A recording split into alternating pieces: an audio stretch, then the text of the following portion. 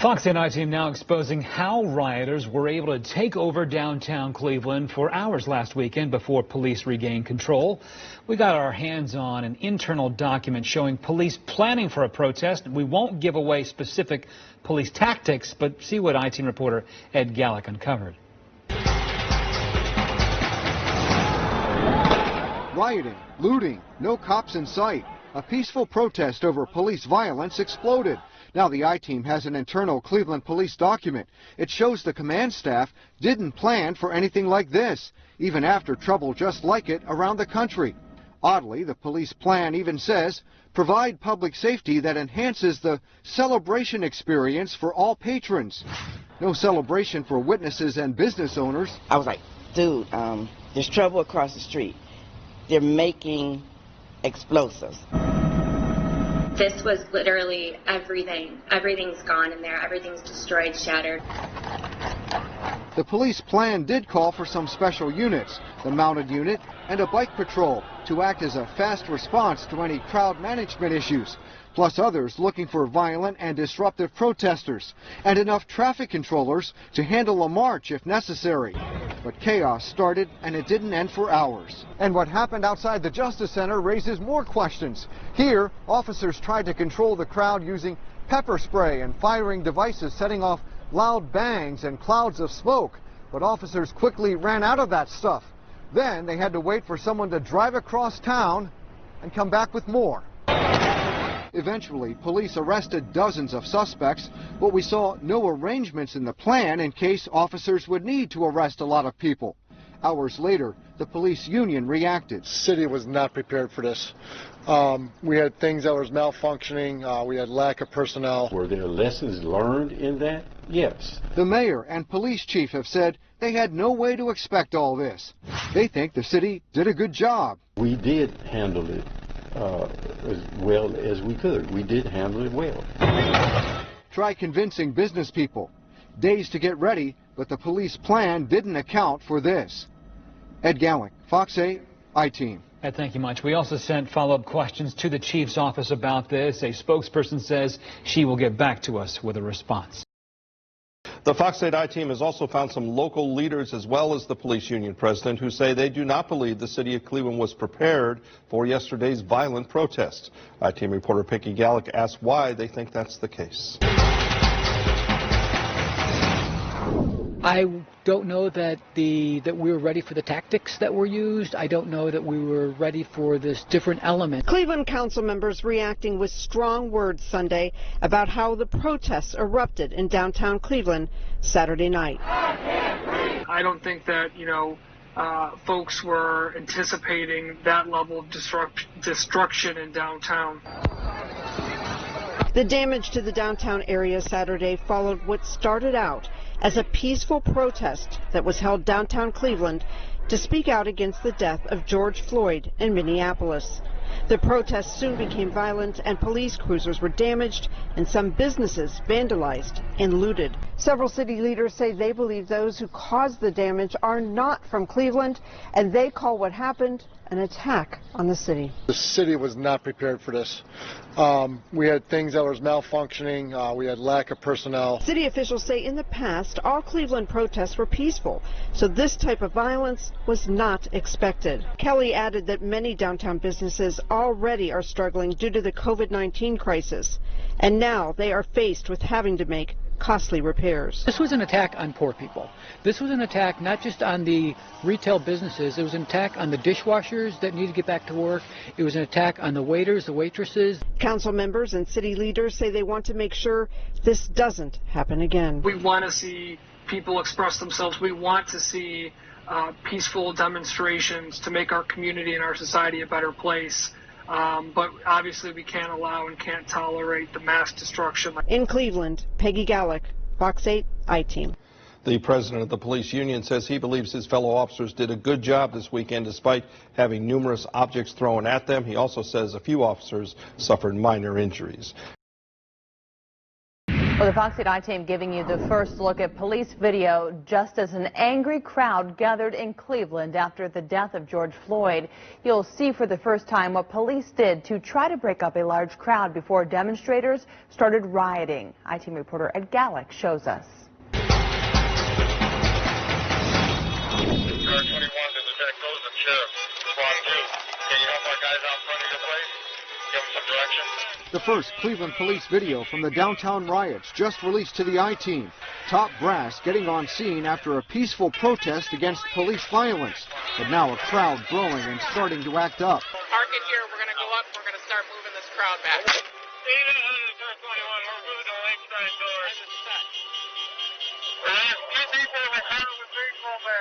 The video shows police did ask the crowd to disperse or break up.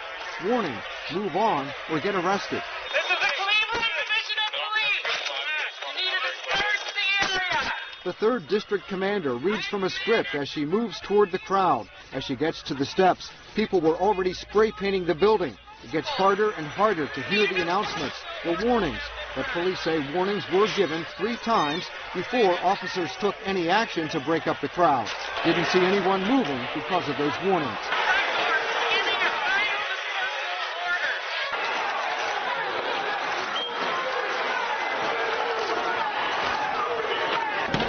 Police then fired pepper spray and other weapons, setting off loud bangs. Even that only broke up some of the crowd, and rioting erupted for hours. The I-Team has reported officers quickly ran out of what they were using to try to control the crowd there on Lakeside. Had to go get more. And we got our hands on the police plan for that day. Nothing in the plan for big trouble or having to make dozens of arrests. The I-Team has requested much more police video from that day. Here, the first look. It shows officers tried to tell the crowd to move on, but you have to wonder how many people heard it. And clearly, many of those hearing it ignored it anyway. Ed Gallick, Fox 8, I-Team. And thank you. Police have arrested more than 100 people. County and federal investigators are now building felony cases.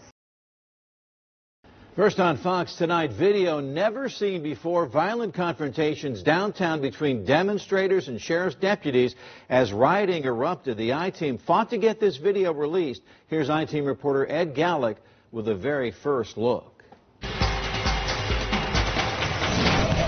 I'm with you, Mike. You need to back up now. Come on, get me. You need to back up now. Chaos captured on camera from the middle of the madness. Video from body cameras worn by Cuyahoga County Sheriff's deputies. A new look at how a protest erupted into rioting. You're going to get hurt here, young lady. Why am I going to get hurt? Why am I going to get hurt? May 30th, the crowd gathered for a peaceful protest against police use of force. But when the crowd moved to the Justice Center, demonstrators ended up face-to-face with police and deputies. The new video shows how some in the crowd turned violent. Officers and deputies fired tear gas and pepper spray, and some of it was thrown back at them. They throw it back? Right side, right side, right side.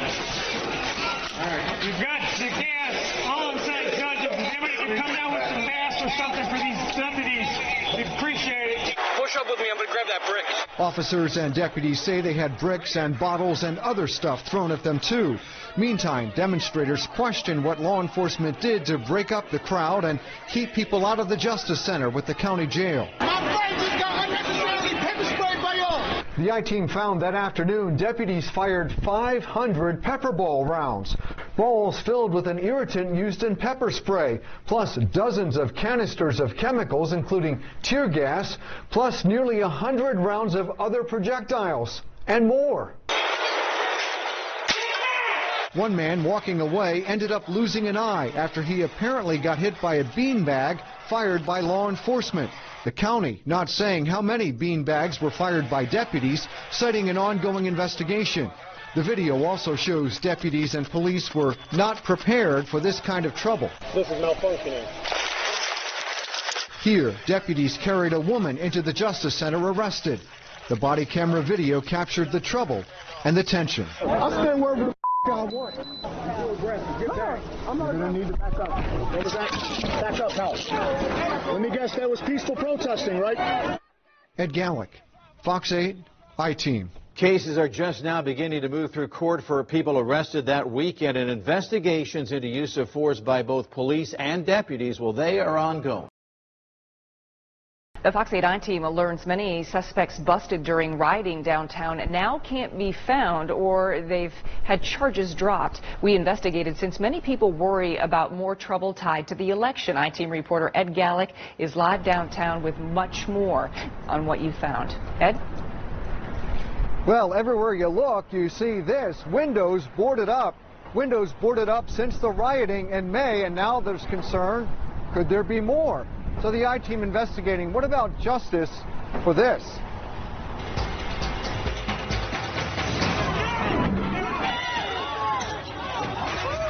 You wanted justice after rioters took over downtown, tore it up. But months later, the I-Team has found many suspects arrested have had charges dismissed or they can't be found by the courts. And this comes as some businesses are taking new security measures ready for more trouble in the streets tied to the presidential election. In May, rioters went on a rampage at Carl's Inn of the Barristers. Carl not happy to hear of any suspects beating the system. Businesses everywhere, not just my place. Look at it, still boarded up. The Justice Center still boarded up. It's France. What country are we in? The I-Team did a spot check. The U.S. Attorney's Office says a handful of cases from the riots are still moving through federal court, and Cuyahoga County prosecutors indicted people for some of the most serious cases in county court. But look at what else we found. The I-Team also checked city court records, looking up names of suspects arrested for aggravated rioting or not following police orders. Again, we didn't dig up all of them, but we quickly found several suspects now wanted for not showing up for court, several more sent to felony court, yet their charges were dropped. You just got indicted for what happened at the riots? I've been indicted? In August, the I-Team surprised this suspect with news of his charges. We've learned some felony charges are not getting pursued due to concerns about having enough evidence. For instance, no video of an incident. Meantime, not unusual for the courts to have suspects not show up to face charges. The suspect in Carl's case among those wanted. And now Carl wonders, will he see more destruction? Why should I board up my windows? Anybody else board up their windows? They're afraid something's going to happen to them. We shouldn't be afraid. Businesses still struggling to recover from this. Getting justice not easy either. Weeks ago, the I-Team also revealed a big fence went up around the Justice Center just on the other side of that smaller fence there. Deputies at that time said they would keep the big fence up until long after the election. Now you see why, with tensions still surrounding the election. And absolutely, you can see why business owners are very frustrated as well. I mean, tough news coming from your report there that many of these suspects, the charges have been dropped, they can't be found, and a lot of these businesses have been destroyed while struggling through this pandemic. The pandemic and the rioting, and wondering what's next. All right, Ed Gallick reporting. Thank you.